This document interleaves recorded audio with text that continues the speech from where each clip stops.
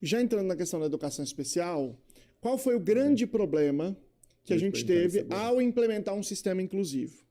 O grande problema foi a ideia equivocada, absolutamente imprópria, de que educação inclusiva é igual a colocar todo mundo na sala comum. E isso aqui é inclusivo. Isso é um grande equívoco, isso está errado. Isso não existe em nenhum lugar do mundo. Não é isso. Educação inclusiva significa fazer uma educação que potencialize ao máximo o potencial de todos os indivíduos para que eles participem plenamente da sociedade. É isso. Agora, o que isso significa? Significa que grande para desenvolver o seu máximo potencial deve estar na sala comum. É verdade. Certo? Tá certo. E na sala comum pode ser que eles precisem de muita ajuda. Por exemplo, pode ser que eles precisem de um acompanhante. E essa perspectiva da inclusão total diz que não tem que ter acompanhante também. Quer dizer, são mais radicais ainda. Então, tem que ter, eventualmente, acompanhante. Diz que não tem que ter adaptação. Tem que ter adaptação. E tem que ter todo o apoio necessário. Mas tem uma parcela dos alunos que não se beneficia de estar na sala comum. Vou te dar um exemplo. Vamos imaginar um aluno que passou primeiro ano, segundo ano, terceiro ano. Ele fala, ele entende, mas ele não se alfabetizou. Primeiro, segundo, terceiro ano, que era a época da alfabetização. Chegou no quarto ano, ele não está alfabetizado.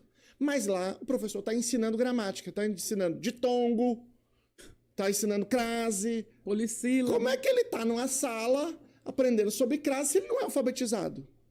Não faz o menor sentido, certo? Ele se beneficia mais de estar, nesse momento, nessa aula, numa sala especializada dentro da escola comum. Em vez de estar nessa sala aqui no sétimo A, ele está lá no sétimo B. Ou sétimo C. E ele está com um grupo menor de alunos e lá ele está na alfabetização. Ah, ele está no quarto ano. Tudo bem, mas é individualizado. É a alfabetização aqui, ó. E aí talvez ele se alfabetize, é bem provável que isso aconteça, e aí depois talvez ele possa voltar para a sala comum e ele vai seguir o barco. Mas imagina ele estar em todas as aulas, aí todo mundo parte do pressuposto que ele está alfabetizado. Então ele está na aula de história, leia esse texto e analisem. Na aula de geografia, e ele não está entendendo nada. Isso é destruidor emocionalmente para ele. Boa. E academicamente para ele. Então, a sala especializada e não só para ele, né, Luciano? Para todo mundo, pro claro. Para o professor, para o aluno que está na sala. A minha filha está no terceiro colegial, ela tem um colega que é autista de nível de suporte 3. Ela fala, mãe, tem dia que ninguém consegue estudar. Nem ele, nem a gente. Tem dia que é um caos total. Tem dia que ele não aproveita e só a gente aproveita, porque aí o professor também enche o saco, rala ele, fala, você fica quieto, senão eu vou te pôr para fora da sala, não sei o quê. E faz ele quietar a qualquer preço, a qualquer custo, e aí ele perde e a gente estuda. E tem dia que o caos se instala geral e tem dia que as coisas vão de forma tranquila. Então, todo mundo tem prejuízo. E foi tão interessante hoje eu olhando no seu Instagram, porque eu pensei assim, talvez a minha opinião fosse muito radical e talvez muito empírica. Quando eu te vi falando e os seus estudos sobre isso, eu falei, gente, então tá certo. O que eu penso, o que eu opino sobre isso tem uma fundamentação. Então, você está aqui falando, trocando em miúdos, que existe prejuízo quando eu faço essa educação inclusiva da forma com que eu faço no Brasil, que é colocar todo mundo de qualquer jeito dentro de uma única sala de aula. Exatamente. E você falou do caso nível 3. Imagina um aluno nível 3, como meu filho, que não é verbal, não fala. Certo? Ele está na sala de aula, não faz o menor sentido, aquilo tá tendo, não faz o menor sentido. E aí, normalmente ele está lá no fundo da sala fazendo uma atividadezinha, que ele consegue uma pintura, um pareamento. Mas veja, tem alguém falando pra caramba lá, um professor falando sobre outra coisa, gêneros textuais. Meu filho esse ano tem aula sobre neocolonialismo. Eu contei a história que é o seguinte, esses dias ele estava em casa, ele pegou o celular e a gente foi pro elevador. Chega no elevador, eu falei, cadê o celular? Não vi. O celular, não tem o celular, nada. Aí entrei em casa, procurei. E eu falava pra ele, celular. Não, aí fui num lugar, falei, você pegou aqui o celular? Pegou, cadê? Nada. Celular, mostrei, nada. Aí falei, vamos sem celular mesmo. Chegou no elevador, ele tava com o celular aqui no sovaco. E eu não tinha visto. Mas veja, ele usa o celular o dia inteiro, o celular é a palavra que a gente fala o dia inteiro, eu mostrei o celular, eu apontei o celular, eu falei celular, e ele não entendeu a palavra celular. Aí ele tem a aula que o professor está explicando quais são as implicações do pacifismo de Gandhi para o processo de descolonização da Ásia. Entende? Não faz o menor sentido. Então, ele está lá no fundo fazendo um negocinho. Ele estaria melhor de estar num ambiente tranquilo, só ele, sem aluno enchendo a paciência, com um professor específico para ele, com toda a estrutura visual que ajuda. Do nível dele. Exatamente. E mais, como ele é não verbal, ele também não se beneficia da interação que a suposição é que tem lá no intervalo, na entrada, da interação social. Então, para ele, não é nem a sala especializada, ele se beneficia mais de uma escola especializada, em que, além de ter um ambiente muito mais estruturado, ele também tem um apoio terapêutico, uma integração terapêutica forte. Entende? Então, esse foi o grande erro, achar que educação inclusiva é estar na sala comum. Educação inclusiva é um sistema. Esse sistema, obrigatoriamente, tem que ter escolas especializadas, salas especializadas dentro da escola comum. São perfis diferentes. Quem tem um perfil para estar na escola especializada que se beneficia mais daqui é um, o que se beneficia mais de estar na sala comum, na sala especializada é outro. É um indivíduo que se aproveita socialmente da interação, mas não acompanha cognitivamente a sala. Uhum. E tem aquele que se beneficia de estar na sala comum, dentro da sala comum. É aquele que consegue acompanhar o... Oi, pessoal. Eu sei que estou interrompendo seu vídeo, mas eu realmente queria falar diretamente com você. Se você valoriza conteúdo educativo como este, sei que juntos podemos fazer a diferença. Por favor, apoie-nos com um simples joinha, inscreva-se e compartilhe para que possamos continuar trazendo aprendizado significativo para todos. Obrigado por fazer parte desta comunidade de aprendizado. Então temos esses 3 perfis. Achar que é botar todo mundo aqui e tá tudo certo, isso é um grande problema. É um grande problema para todo mundo, para todos os alunos. Você acabou de contar o caso da sua filha. Qual que é a suposição? Suposição é a seguinte, bom, tem que estar na sala comum para melhorar a socialização, certo? Essa é a suposição. Mas ele pode estar em outro ambiente. Sim, mas essa é a suposição, certo? Agora, acontece o seguinte, o raciocínio é, se ele estiver na escola, estiver com outras pessoas com desenvolvimento típico, ela vai diminuir o estigma, porque ela está convivendo. Se a sua filha, ou qualquer outra pessoa, só um exemplo, está convivendo com uma criança que tem crises, que eventualmente tem crises agressivas, ela não diminui o estigma, ela aumenta o estigma.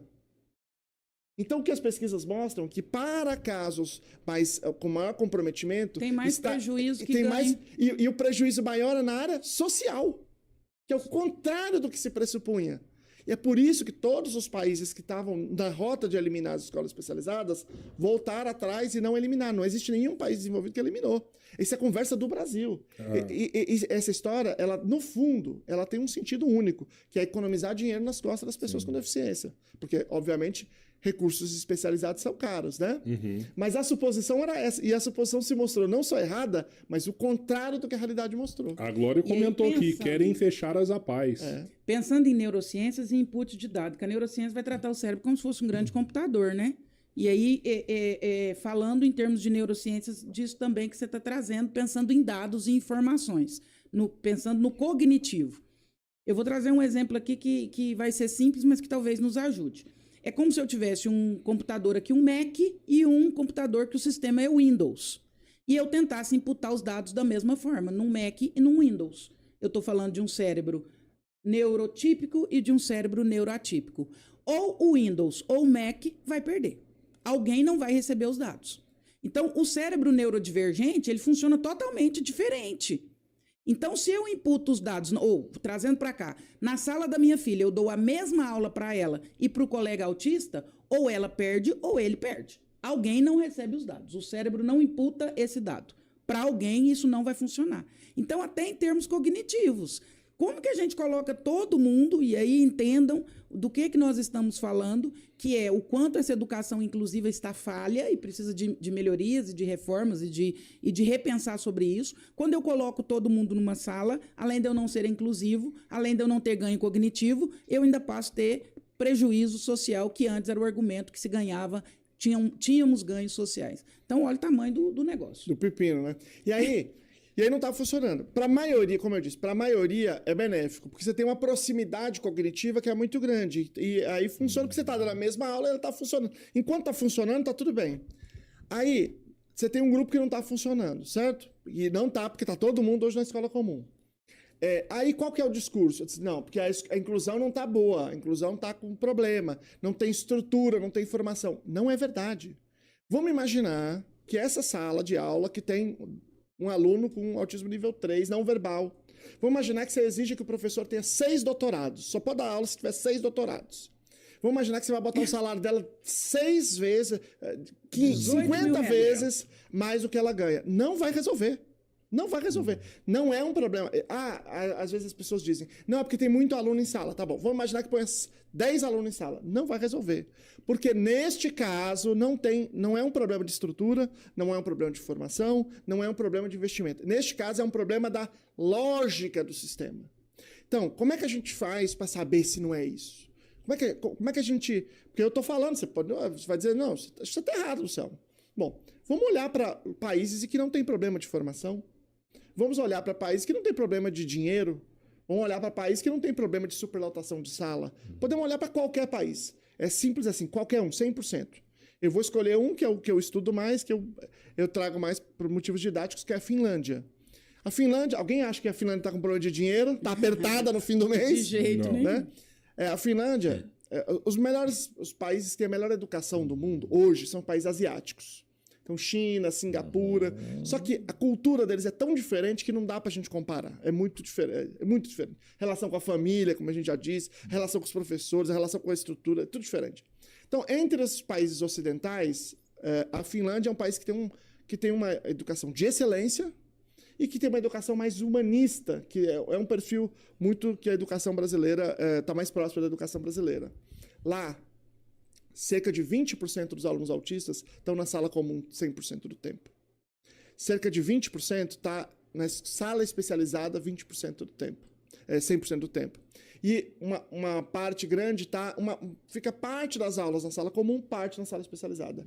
E 9% está na sala especializada. Na escola especializada, desculpe. A Finlândia, se disser, tem problema de dinheiro, lá não tem. De formação, lá não tem. Tem lá, alguns níveis exigem doutorado do professor. É um problema de tamanho de sala. Não é, lá não tem nada disso. Ainda assim, não é por isso, não é só por isso. Nós temos que qualificar a educação inclusiva e isso não quer dizer que a gente não tem que trazer a escola especializada. As duas coisas precisam ser feitas. Você precisa qualificar a sala comum e precisamos ter um sistema que tenha esses dois outros espaços. Se a gente não tiver, não será resolvido. Não importa quanto dinheiro a gente tenha, não importa quanta formação a gente tenha. De novo, não é radicalizar.